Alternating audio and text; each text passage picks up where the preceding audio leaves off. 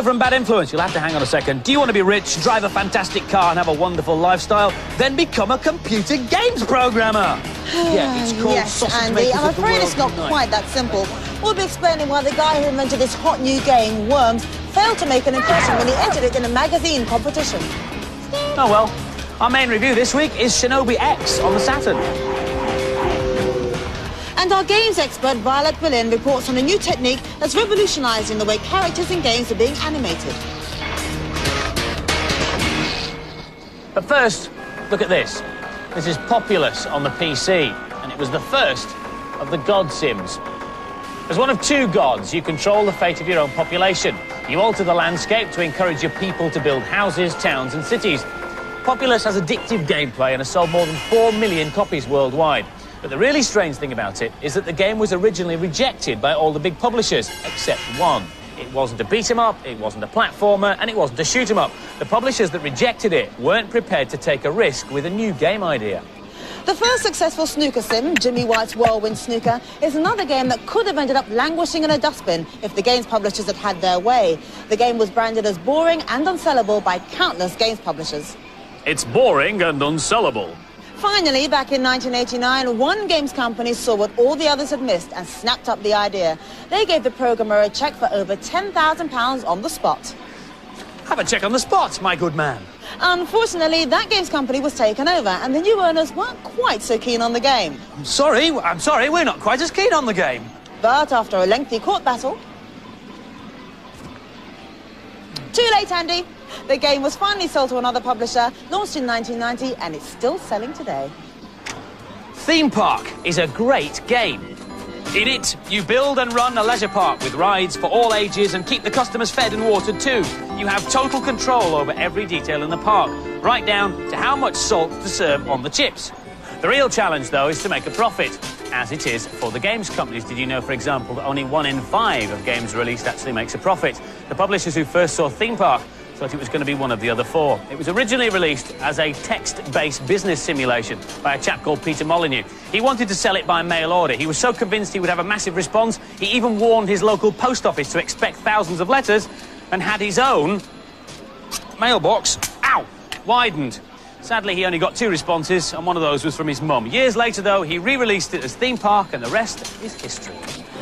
And this is Worms, a brand new game that's coming out on nearly every format. The game revolves around teams of heavily armed killer worms. Your team has to outwit and overpower up to 3 other teams over millions of different battlegrounds. Your worms have an impressive arsenal at their disposal. Bazookas, cluster bombs, airstrikes and Uzis, even exploding sheep and banana bombs. The last worm left alive is the winner.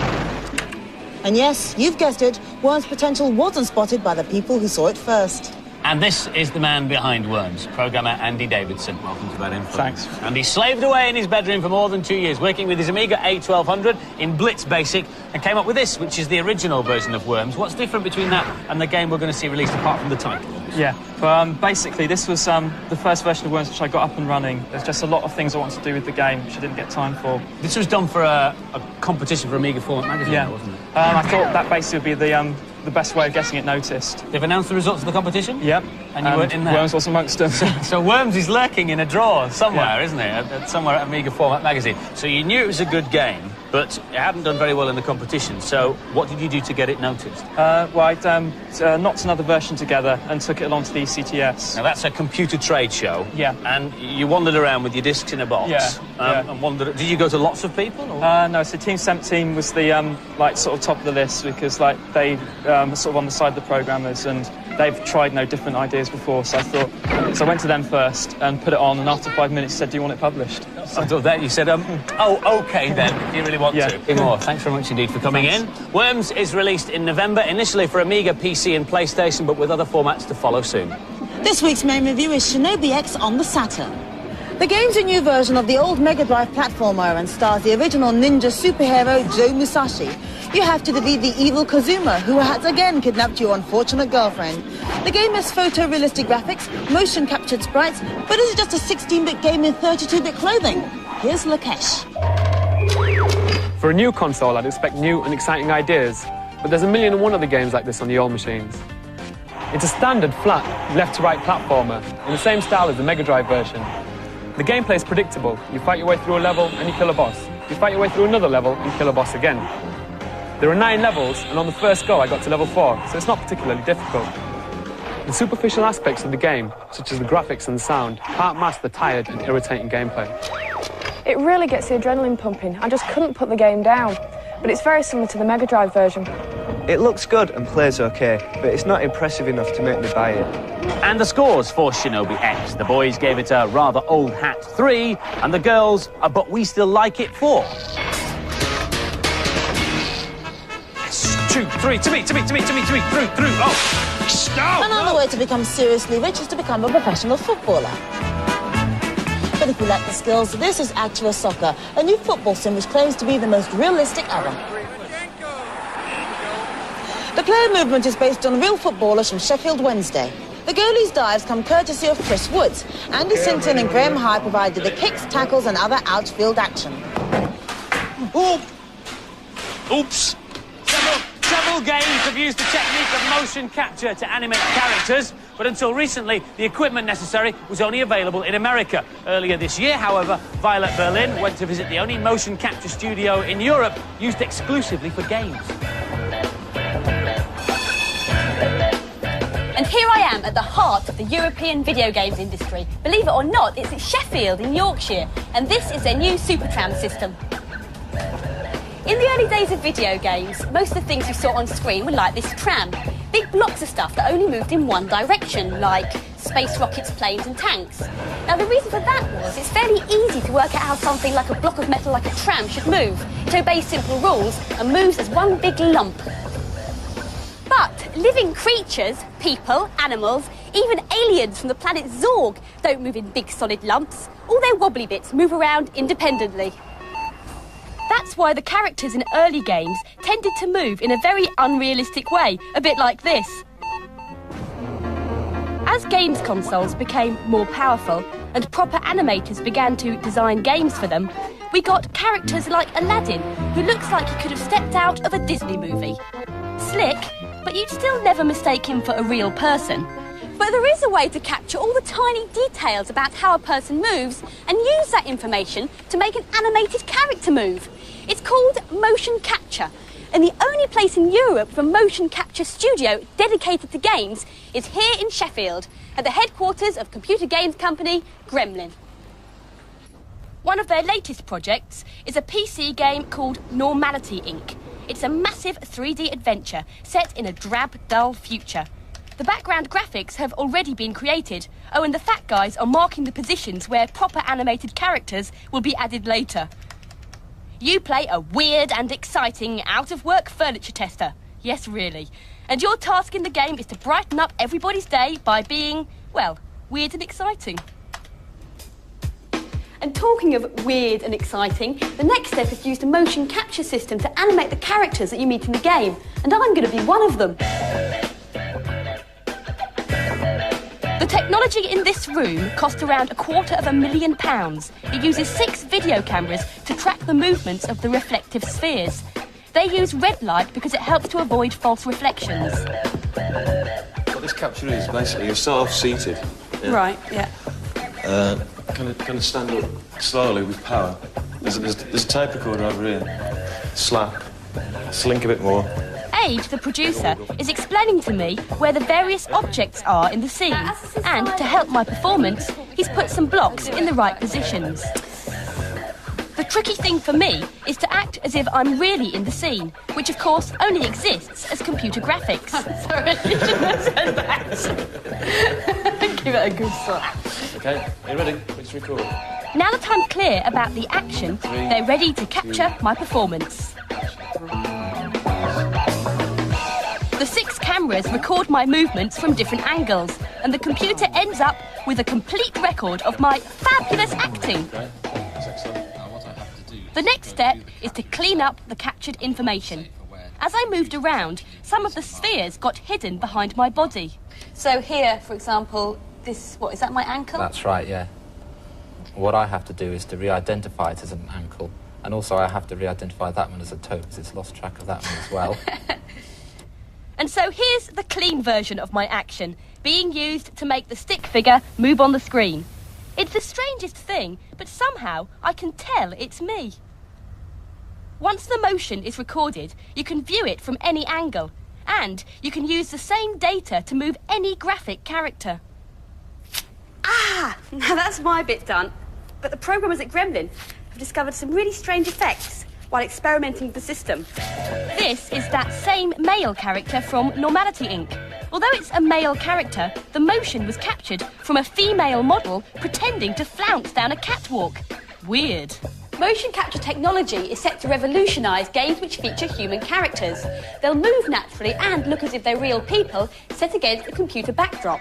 This is a motion-captured version of Violet Berlin, walking as naturally as possible, reporting for Bad Influence. Violet reckons she now holds the world record for the most appearances in games, mostly because of making films for Bad Influence. And here it is, Violet's performance captured into the actual gameplay of Normality Inc.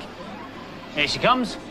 It's brilliant, but it really is obviously Violet, isn't it? Yeah. Normality Inc. is due out for release early next year. And now for some more of this week's games releases, reviewed by our expert panel. Take a classic old tabletop racing game, add some new tracks, a few new characters and a new construction kit, and you've got Micro Machines 96. Incidentally, one of the many games featuring our Violet. Will this sequel have you tearing up the tarmac or tearing out your hair? Here's Lisa. This is the third in the series of the Micro Machines games, and it's still brilliant. It's got all the features of the first two, with an added bonus of being able to construct your own circuit. This is a construction part of the game, where you can make your own tracks. I'm going to add some hazards here, so if I come off the track, I'll bang into them. I'm placing these water tiles on the inside of the track, so if I fall down into them, there'll be a delay before I can get started again. You can store up to 10 tracks that you've made. This is one of the tracks I made myself. You can add different weather conditions, and I've added rain. You can also change the car's speed and acceleration, but it's still difficult to keep on the track. I haven't got Micro Machines or Micro Machines 2, so I'd definitely buy this. If you've got one of the earlier games, the only new thing is the construction kit. It's not worth buying this game for the one extra feature. I didn't like the original and I don't like this, which is probably because the gameplay is exactly the same. And the scores for Micro Machines 96. The girls gave it an It's Still on Track 4, and the boys a Leave It in the Pits 3. The third blood-soaked installment of the controversial Mortal Kombat series hits the SNES this week.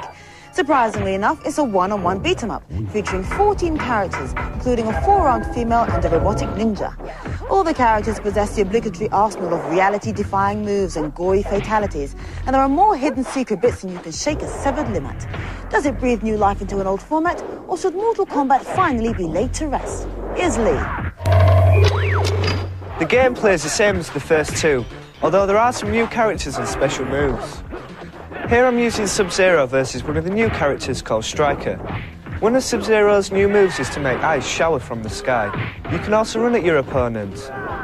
All the new characters have special moves, and even the old characters are being redrawn and added new moves.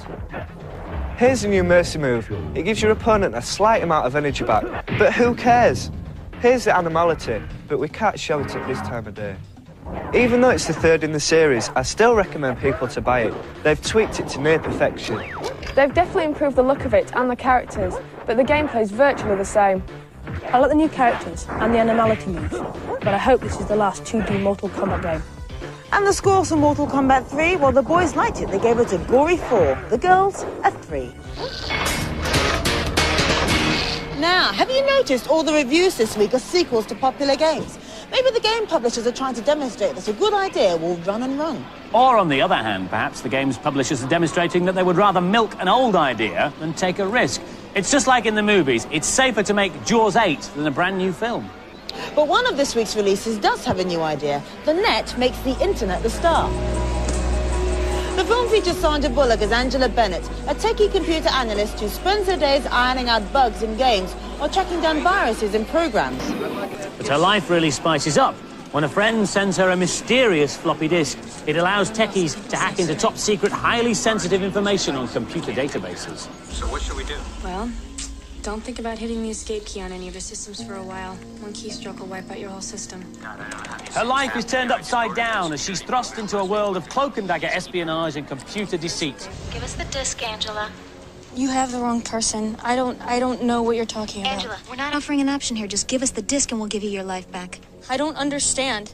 I don't have your disc. I don't know what you mean. Give us the disc, Angela. And as you might expect nowadays, the film had its own internet site. Find out all you ever wanted to know about the film, the cast and the filmmakers. And you can even download the trailer. The address is http://www.columbiatristar.co.uk/. But now, it's time for our very own movie star, Virtual Violet.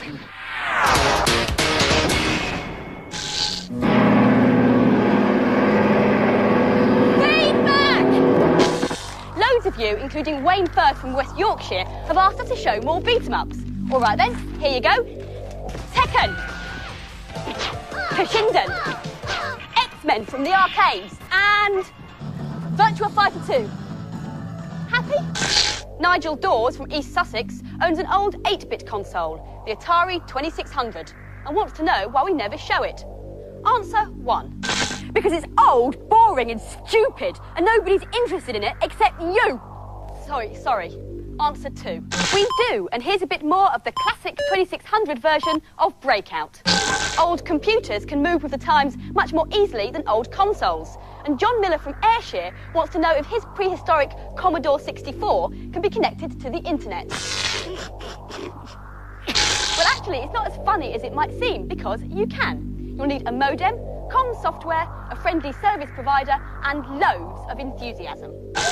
Abigail Cole emailed, although not from a C64, to inquire whether there's a new Mario game coming out on the SNES. Yes, at last there is. It's a huge platformer called Yoshi's Island, but it won't be in the shops until February. Oh, and there's also a Mario RPG in the pipeline. James Zielinski writes, if you take a Mega Drive with the Mega Drive's 32-bit upgrade, the 32X, and add a Mega CD, will you be able to play Saturn games on it? Well, it seems logical, but the answer is no. Although they're all made by Sega, the Saturn is a completely new format. So, Mega Drive plus 32X plus Mega CD equals 32X CD. And you can only play 32X CD games like this one, Slam City. My final letter comes from Anonymous of Acton. Dear Violet, you are so good-looking and clever that I wish that we could see more of you. Well, since you insist, thanks, Mum. This week's competition prize is the Amiga 1200 with the Magic Pack and a copy of Worms, which we're going to have to send to you because it ain't out yet. And the question is, which computer language was Worms originally programmed in? Was it A, Fortran, B, Basic, or C, Pascal? Phone in your answers on 0891 800 300. That's 0891 800 300. Calls cost no more than 25 pence each. The lines close at midnight on Sunday. And most important of all, make sure you get permission from the person who pays the bill before you dial. Because you can't win if you don't ask permission, and we always check. Last week's competition prize was this handheld 3D game system, the Virtual Boy, with some games. The question was, what is the fourth dimension? And as 18,500 of you knew, the answer is time. Lee Cox, though, from Dudley in the West Midlands, congratulations, you're our winner. You'll be getting this in the post soon. 10 runners-up will get Bad Influence, Bad Crew T-shirts, and your names are running across the bottom of the screen now. Well done. We won't be here next Wednesday because there's a week of special programmes to celebrate 40 years of children's ITV. So we'll be back in 2 weeks' time. But you can see us in one of those special programmes. Crazy How Bad Attack is on Thursday afternoon at 4:25, so don't miss it. We'll leave you this week with some more gameplay from Worms and look out for a full review in November. Bye-bye. Bye-bye.